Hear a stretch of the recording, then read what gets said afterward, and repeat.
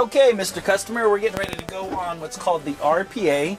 Now, the RPA stands for Road Performance Assessment, and it's where we go out and test your coach in circumstances that you otherwise would not be ready for. For example, if you were driving down this road and all of a sudden you had to swerve to miss a cow or a log in the road, how would your coach perform in that? And we want you to be ready for that. So Robert likes to call it making the invisible visible. Does that make sense? No, yeah, that totally makes sense. And the last thing I want to do is be driving down the road and hit a cow and have to pull over and cut it up and make some steaks. That would be horrible.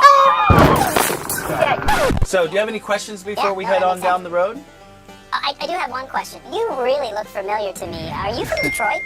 No. My family's from Scotland, and we are nowhere near Detroit, so I don't know. You do look familiar to me too, though. So anyways, let's head on down the road and let's do this RPA. Ready? Yeah. Okay, let's do it. Let's do this.